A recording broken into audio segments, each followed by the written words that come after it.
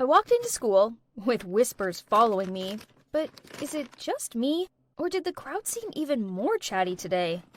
I nervously walked up to my locker and, oh my god! Splattered across it was the stamp, Teenage Karen in spray paint! I shivered from embarrassment, surrounded by giggles and gawping faces. I ran straight into the bathroom and shut myself in a cubicle to calm down. You might be wondering, how did I get here? I don't sound like those unreasonable, cocky people that usually grow into Karens, right? Because I'm not one of them. However, I realize how my actions could have caused this situation. I was adopted into one of those wealthy families who pressured their children to grow successful and flawless. As a result, I have never got any lower grade than an A or lost a competition. I was that perfect child that was too scared to fail, because nobody had ever taught her how failures work. But then one day, everything changed. One casual school day, I walked into the literature class and saw an unknown boy already occupying my desk. All the girls were giving him dreamy looks. "Hey!" I tapped on his shoulder. "Is this your seat?" "Yes." "Oh, sorry, I didn't know." He then moved to another desk. I forced a polite smile and took my seat. Then our literature teacher announced that we would have a little test today, not affecting our grades. Being the teacher's pet around here, I could tell this was because she wanted to test Austin, that new boy. Okay, fine by me. Another A+ to add to my collection. But only, I somehow couldn't concentrate. I looked out of the window, trying to find some writing inspiration, but that new guy was blocking my view. Okay, to be fair, he looks pretty cute. Without realizing it, I started staring at him. Then suddenly he turned to me. We made eye contact, which startled me. Oh gosh, wake up, Catherine! You have a test to finish! I tried to focus on my essay again, but I kept having this feeling of him looking at me. Jesus, I hope he didn't get the wrong idea. I'm not like those girls who only go to school to check out cute boys. Time's up! I nervously turned in my paper, as I knew I was distracted and didn't deliver my best. But never mind, nobody could beat me, even on my worst days. Well, not this time. The following day, the teacher handed me back my work and whispered, "I don't know what happened, but it's okay. Don't worry." Huh? I quickly took the paper and... B-? Okay, I knew I couldn't get an A+ with this one, but not even a normal A? I've never had a B before! The disappointed faces of my parents popped up in my mind. What if they wouldn't want me anymore? They adopted me, gave me this luxurious, perfect life, and this is how I thanked them? I started to panic and looked around to find the teacher. I needed to clear this up. And that's when I caught a glimpse of Austin's paper. An A? No way! I slammed it on the table and stood up. I protest this grade. There must have been some mistake. Can you please look over my essay? Oh, don't worry. This isn't an official test, so it's fine. No! It's not fine! How can I possibly be worse than this new kid? You have to reconsider it, or I'll take it to the principal! Kate, you're being unreasonable. Sit down, or I'll take you to the principal. I took a deep breath and calmed myself while sitting down. There were whispers about me circulating the class, but I couldn't care less, as I had this B- to deal with. My parents could never know about this. After this, I knew my friends were just pretending to be okay with me. As one time, when we had to team up for the relay running in PE for cameras. What's so funny? Do you have any common courtesy? Chill out. It's not, has no one taught you to help others in need? Not record them and laugh over it? No, listen. Funny story. So you still think it's funny? Delete that video right now. No, you can't. Just hear us out. But that only made me madder and yank on the phone even harder. Then, oops, the phone went flying and hit the hard concrete ground. Oh no, I didn't mean to. The boy whose phone it was freaked out and ran over to pick it up. Look what you've done! Who would ever want to film you? We were just making a performance video for the cheerleading team. Through the cracked screen of his phone, I saw a video of the cheerleaders practicing on the field on the other side of the track lanes. Oh no, this was so embarrassing!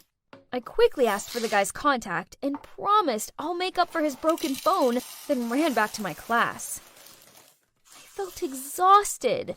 It's like the whole world was against me. But at least there was always one thing that could ease my soul. Yes, it's my books. That's why whenever I feel drained, I'd go to the school library to relax. So, like every other time, I made my way there, but I think I'd forgotten my library card. Oh well, no big deal, as the librarian, Mrs. Flenderson, is basically family to me at this rate. She doesn't even ask for my card anymore. "Hi, Mrs. Flenderson," I said as I passed by the librarian's desk. But then I was taken aback by some unfamiliar voice. Where are you going? Card, please." It turned out Mrs. Flenderson was out of the office, and there's this freshman who volunteered to fill in.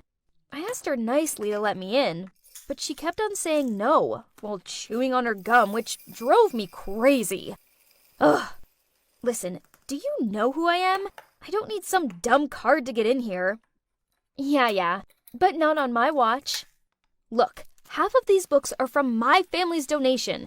You should be showing some more respect, kiddo. Your snobby opinions won't work with me. Here, we attend the same school, so we're all equal and rules are rules. Let me speak to your supervisor. Call Mrs. Flenderson. You're such a Karen. I froze upon hearing that word. That was the first time I'd been called by that nickname, and only then I realized how much of a fuss I'd been making here. But it's just that I was already in such a terrible mood. All I wanted was to just go to my safe place, and that too was impossible now. I then quickly composed myself and walked away. But to my dismay, some passerby had been watching me throw a tantrum since God knows when. And yep, Austin was there too. Why would I be surprised anymore? My stories at the running track, also at the library, soon spread around the school like wildfire. People didn't try to hide the fact that they were avoiding me anymore, and started calling me Karen. So, obviously, this one time when we had to pair up in literature class for the midterm essay, I was left alone again. At least, that's what I thought, until Austin leaned over and asked me to be his partner. Though I hated his guts, I could not fail this test. So, yeah, I've agreed. We met up later that day at his house. I was enthusiastically showing him some of the book options for our essays topic, but he was totally unbothered, scrolling through his phone. Yeah, whichever you like. He'll be taking care of all this anyway. What do you mean? Look, I only paired up with you because you're so good at this. So please just do your thing. Whatever. I don't care. I hate these. You don't like literature? But last time you scored an A. Oh, that? Don't be too bitter, as I just copied your work and changed it around a bit. So, technically it's your A too. Yay! Congrats! What? So, all of the stress I had to bear these past few weeks turned out was just because he cheated? Ugh! I was so angry! Feeling on emotional overload, I burst out crying, which got Austin flustered. Hey, what's wrong? Calm down. Don't cry. I'm sorry. Please stop crying. Then through tears, I started telling him about all the pressure I have to bear from my parents' expectations, and about all the Karen mishaps I've gotten caught up with lately at school. At one point, Austin apologized to me, as he realized this all originated from the act of him copying my essay. That night, we didn't get anything done for the essay, but we just sat down and talked. After such an oversharing session, Austin and I naturally got closer to each other. In fact, he became the only friend I had at school. It's nice to have a friend again, but it's still hard when your reputation at school was totally ruined, and everyone knew you as teenage Karen. Especially when I had a big speech contest coming up. I hadn't been in the right mind to study, so I barely had anything prepared for the competition. I kept imagining my parents' disappointed faces when I didn't win first. Ow. Just, can we please take a break? 15 minutes, okay? I'll go grab some Oreos. Our favorite! Ugh, I hate chemistry, and it doesn't like me either. The only thing I know is that cafe has 2 chemical elements in it. Calcium and iron. My parents are freaking out that I'll fail it. I don't know why. I mean, it's not like I want to be a scientist or anything. Anyway, they asked Jessie to tutor me. Currently, my grade's still lingering around the F mark, but there's no way I'm finding a new tutor. Why, you ask? Well, because Jess and I are the perfect match. We're both addicted to online shopping and love to read about the latest scandals to hit social media, and that quickly turned us into best friends. And this is my ABCDEFGH boyfriend, Bryce, which means attractive, brilliant, cute, darling, elegant, funny, gorgeous, and hot. I love him. So, you're probably wondering how I met such an awesome college boy? Well, it's all thanks to Jess, really. As turns out, she's one heck of a wingwoman. So, one time during the break, Jess was looking up her college forums when I spotted Bryce in one post. Wow, that's a hottie! You know him, Jess? I pointed at the post. She then replied, "He's so your type, right?" That's Bryce. I heard he's still single. Go for it. I'll get your back. Oh, that sounds interesting. I grinned back. After that, Jessie went into full-on detective mode. After only 10 minutes, she'd found what block he lived on, what he's majoring in, and even the name of his pet dog. And since then, she instructed me on how to text, reply to, and flirt with him. Cool, calm, and collected. It worked a treat, as by the end of the week, he'd asked me out on a date, and now he's my dreamy BF. He might look like the bad boy type, but underneath it all, he's sweet and shy, just like Edward Cullen. Aww. And guess what? We've been together for 2 months, and, we haven't kissed yet. But, so, how's it going with you and that hot college boy of yours? I don't know. It's just recently, I feel like he's being cold with me. I know he's read my messages, but he still takes ages to reply. And he never texts me goodnight anymore. Not like before. I'm trying. I mean, he seems happy with the pair of Jordan 4s and the new phone I bought him, but I'm not sure if he wants to be with me anymore. Of course he does, girl. You're a catch. He's probably just busy with his studies. I'm afraid he's cheating on me. You know, there's this Sally girl in Bryce's class. I often see that chick following him around, acting all friendly and making excuses to ask him to do stuff for her. Ugh, don't be silly. I bet they're just friends. This girl needed to watch out, as I wasn't going to let her just waltz in and steal my man. I slammed on the table. Seeing how frazzled I was, Jessie made a suggestion. We would take it in turns to follow Bryce wherever he went, and find out exactly what he was up to. A few days later, I overheard Bryce on his phone talking about his study group at his house. Annoying Sally would be there too, of course. So, being the bright spark I am, I paid the pizza delivery guy to attach a microphone inside the pizza to spy on him. But, the only thing I heard was Bryce's hungry stomach. Yuck. Another time, Jessie texted me. Urgent. Saw Bryce in a jewelry shop buying an expensive necklace. Must be for Sally. Sorry. Fuming, I power walked the 20 blocks to his house. But his mom answered the door and proudly showed off the sparkly necklace Bryce had bought her for her birthday. Oops. Then, on one of my days to follow him, I decided to go in disguise. The problem being, it was 28 degrees, so my choice of Sherlock Holmes outfit and fake beard wasn't the best idea.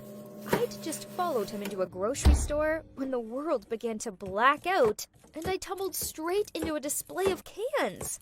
The last thing I saw was a group of people leaning over me, including a confused-looking Bryce. Babe, you're awake, but why the freaky costume? I sighed, then replied, "I'm sorry. It's just you've been so distant recently. Don't you like me anymore?" He chuckled. "Maddie, of course. I'm just busy with my graduation thesis. You know, I'm in my final year." Aha! So we were all good. Yay! So the next day, I bought us a set of those seriously cute couples rings from Tiffany & Co. to mark this. Peace was restored. At least for a short time. Lately, whenever we went out on a date, Bryce didn't pay attention to my words anymore and just had his eyes glued to his phone screen. Oof! He even chuckled and had this suspect twinkle in his eyes. So I tried leaning over to him to see what was so funny, but I couldn't see a thing, as his screen brightness was lowered to the minimum. "What are you doing?" I snatched his phone, but... What? Wrong password. I bought him this and set the password as our anniversary. Why won't you let me look at your phone? What are you hiding? "Nothing, Mads. I just like my privacy sometimes, that's all.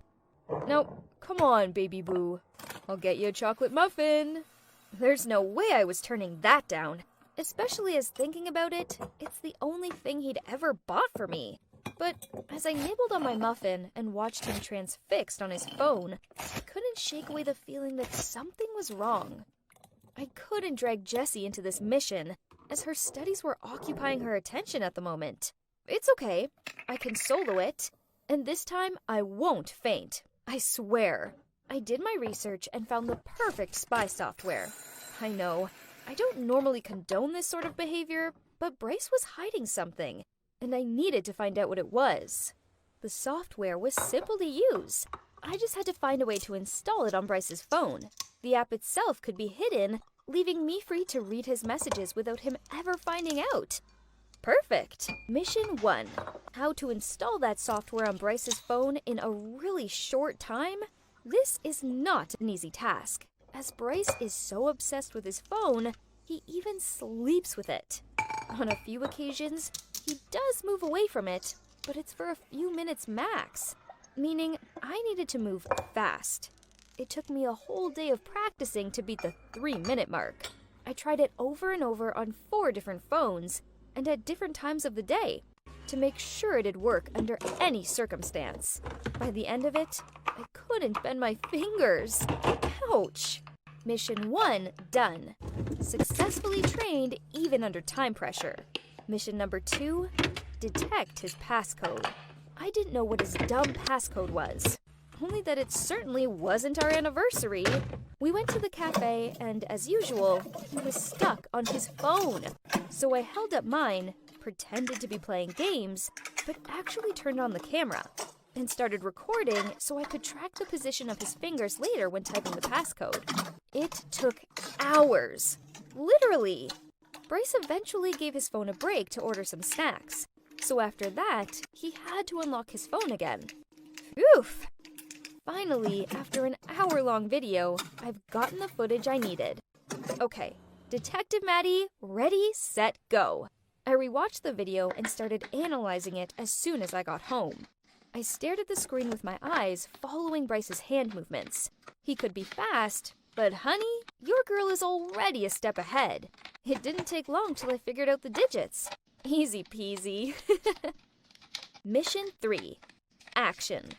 What better way than a lovely picnic to complete my quest? And as expected, Bryce just sat there, phone in hand, the whole time. Ugh. I wasn't even sure on how I could carry out this task anymore, but I told myself that the time would surely come. After a few hours, he was bored to death, and without even looking at me, he grumbled, "Babe, let's just go home." I immediately shouted out, "No! Not until it's so nice out here. I want to stay a little longer. You just take a nap." "Fine. Wake me up when you're ready." I waited patiently for him to fall asleep. He was making these light snore sounds. Ugh, cute. I was so nervous. I bit down on my bottom lip as I gently pulled his phone out of his pocket. Then I turned my back to him and typed in the passcode with my shaky hands. And I was in! Yeah! I was so happy that I almost forgot and screamed. I did it all in record time. But he suddenly turned around. "What you doing, Maddie? Can we go home now?" He yawned. OMG. My heart stopped. Oh, just a few more minutes. I'm editing the cute pics we took. Well, hurry up. Phew, that was a close one. I grabbed my phone to check if it worked, then I turned on the silent mode ASAP, but it still woke him up the second time. As much as I wanted to snoop through his messages, I knew they'd have to wait, so we went home. Ugh! Talk about girl message overload. There were dozens, all of them craftily saved under names such as Monitor and Professor. He'd even used my pickup line on some of them. "Are you made of copper and tellurium? Because you're cute." Ew! Then I suddenly spotted a familiar face. Jessie? What? My bestie was secretly dating my BF? My heart sunk. This sucked. It didn't make any sense. If Jessie liked Bryce from the start, then why had she encouraged me to flirt with him? Jeez, the messages between them went way back. Then I saw one that broke my heart all over again. "Maddie's family is loaded. Baby, let's pretend to be her BF, and she'll buy you whatever you want. Just don't take it further." So that explained his shyness, why he hardly looked at me, and why after 2 months of dating he hadn't tried to kiss me. Then a recent message from Bryce to Jessie caught my eye. "She's so boring. I got us enough money now, so gonna dump her next week."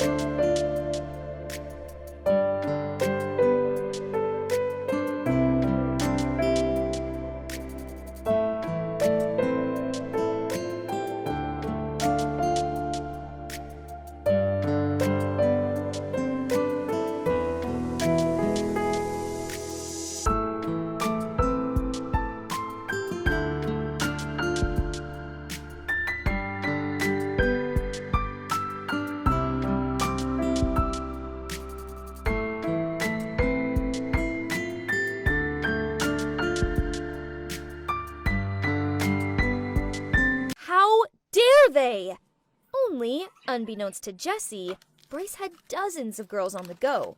Actually, he was meeting this girl called Tiffany at the movies tomorrow night. It was time to get revenge.